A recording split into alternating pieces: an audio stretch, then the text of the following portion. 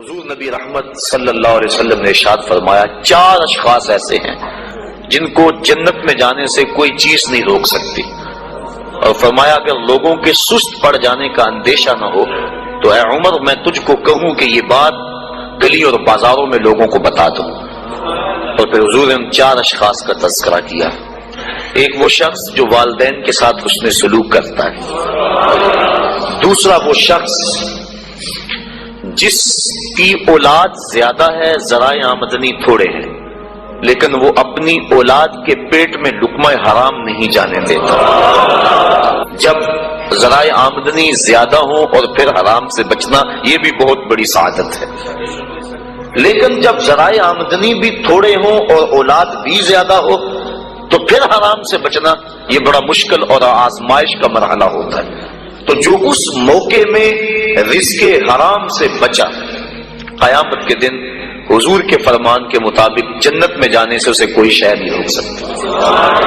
اور ہم صحابہ کی زندگیاں دیکھتے ہیں، فجر کی نماز ہوتی ہے، ایک صحابی جلدی سے اٹھ کے چلے جاتے ہیں۔ ایک دن آقا کریم نے پوچھا کہ ابو درداء کیا بات ہے؟ تو حضرت ابو درداء نے عرض کی حضور آپ جانتے ہیں آج کل مدینے میں کھجوریں پکنے کا موسم ہے اور سحری کے وقت ٹھنڈی ہوائیں مدینے کی سرزمین کو سلام کرنے بھی آتی۔ میرے ہمسائے کے صحن میں ایک اونچا لمبا درخت ہے کھجور کا جس کا جھکاؤ میرے گھر کی سمت ہے، اور جب ہوا چلتی ہے تو اس سے کھجوریں ٹوٹ کے میرے ویڑے میں گر پڑتی ہیں۔ میں جلدی جلدی اس لیے چلا جاتا ہوں کہ بچوں کے اٹھنے سے قبل وہ کھجوریں اٹھا کے ان کے گھر میں پھینک دوں، کہیں ایسا نہ ہو کہ میرا بچہ کوئی کھجور اٹھا کے اپنے منہ میں ڈال لے۔ یہ صحابہ کا مزاج۔ اور ہماری سڑک سے گنے کی ٹرالی گزر کر تو دیکھیں، ہم بچے کو شاباش دیتے ہیں کہ بڑا دلیر نکلا ہے۔ جس کو آج آپ حوصلہ افزائی کر رہے ہیں کل بڑا ہو کے ڈاکو بنے گا، کل بڑا ہو کے راہزن اور لٹیرا بنے گا۔ اولاد کی تربیت کے باب میں یہ بات ہے کہ اگر وہ گناہ کا ارتکاب بچپن میں بھی کرتے ہیں تو ان کی وہاں حوصلہ شکنی کی جائے تاکہ ان کے دل میں گناہ سے نفرت پیدا ہو جائے۔ تو حضرت ابو درداء نے عرض کی حضور میں اس لیے جلدی چلا جاتا ہوں کہ ہمسائے کے گھر سے جو کھجور کا درخت ہماری سمت جھکا ہوا ہے اس کی کھجوریں جو گرتی ہیں میں ان کو اٹھا کے ان کے صحن میں پھینک دوں تاکہ کہ میرا بچہ وہ کھجور اپنے اندر نہ لے لے۔ اور آپ جانتے ہیں کہ حضرت امام حسین رضی اللہ تعالیٰ عنہ مسجد نبوی میں آئے، صدقے کی کھجوروں کا ڈھیر لگا ہوا تھا، بچے تھے کھجور اٹھا کے انہوں نے اپنے منہ میں ڈال لی۔ تو آقا کریم صلی اللہ علیہ وسلم تیزی سے آگے بڑھے اور ان کے حلق میں انگلی ڈال کر حضور نے کہا کہ اس کو نکالو باہر، اور اندر سے کھجور باہر نکلوا دی۔ میں اور آپ اپنے رزق پر کہ جس نے ایسی سچی توبہ کی کہ دوبارہ گناہ کی طرف جانا اتنا مشکل ہے جس طرح تھن سے نکلا ہوا دودھ دوبارہ اندر نہیں جا سکتا۔ اور چوتھی وہ عورت جس نے اپنی ساری محبتیں اپنے خامد پہ نچھاور کر دی اور اس حال میں مری کہ اس کا خامد اس پہ راضی تھا، اس کو جنت میں جانے سے کوئی چیز نہیں روک سکتی۔ تو دنیا کے اوپر مشکلات سہیں، دنیا کے اوپر اذیتیں سہیں، لیکن کل قیامت کے دن مالک ان کو بدلہ عطا فرمائے گا۔ وَسِيقَ الَّذِينَ اتَّقَوْا رَبَّهُمْ إِلَى الْجَنَّةِ زُمَرًا۔ وہ جائیں گے جنہوں نے تقوی اختیار کیا، اور تقوی احتیاط سے زندگی گزارنے کا نام ہے۔ تقوی کے بارے میں علماء کے مختلف اقوال موجود ہیں، لیکن خلاصہ یہ ہے زندگی اس احتیاط سے گزاری جائے، اللہ اکبر، کہ انسان کے دامن سے کوئی گناہ نہ لگنے پائے۔ حضرت امام ابو نعیم الاصفہانی رحمت اللہ تعالی علیہ نے حلیہ کے اندر حضرت عبداللہ ابن مسعود رضی اللہ تعالیٰ عنہ سے روایت نقل کی ہے کہ تقوی یہ ہے کہ انسان اللہ کو یاد کرے بھولے نہ، اس کی فرما برداری کرے نافرمانی نہ کرے، اور اس کا شکر کرے ناشکری نہ کرے۔ اگر یہ چیزیں اس کے اندر پیدا ہو جاتی ہے تو وہ اس زمرے میں آ جاتا ہے جس کا نتیجہ جنت کے اندر جانے کا سبب بنتا ہے۔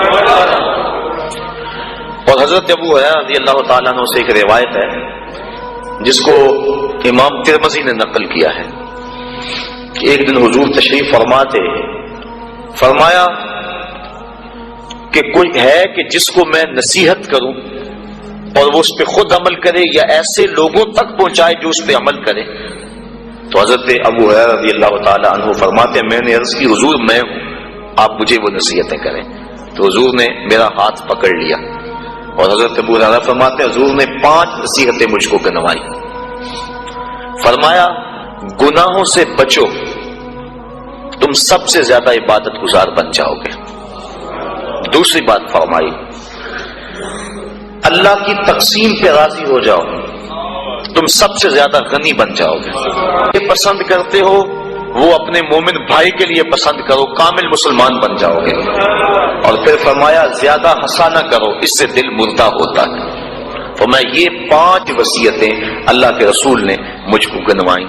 انسان گناہ کو ترک کرے، علماء نے کہا یہ تقویٰ ہے، اور حضور نے ان نصیحتوں میں پہلی نصیحت جو ہے وہ گناہ سے بچنے کے بارے میں حکم ارشاد فرمایا کہ گناہ سے بچا جائے۔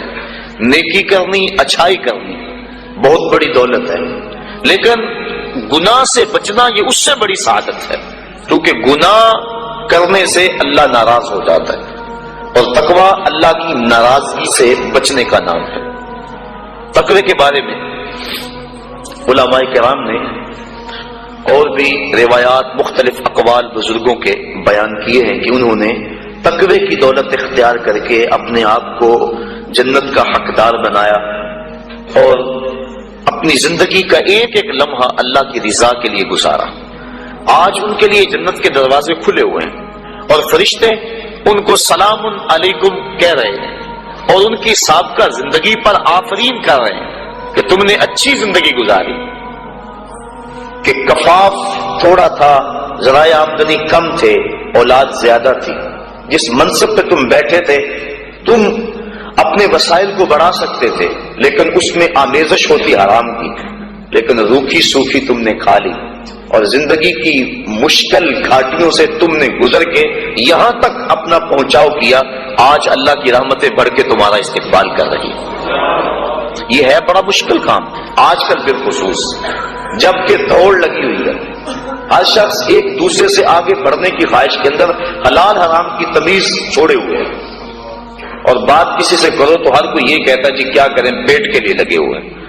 پیٹ تو 2 روٹیاں صبح مانگتا ہے، 2 شام کو مانگتا ہے، 2 دوپہر کو مانگتا ہے۔ پیٹ کا اتنا لمبا چوڑا مطالبہ نہیں ہے، صرف ہم 2 دنی 4 کے چکر میں پڑے ہوئے ہیں۔ جو بندہ جہاں ہے وہاں وہ راضی نہیں ہے۔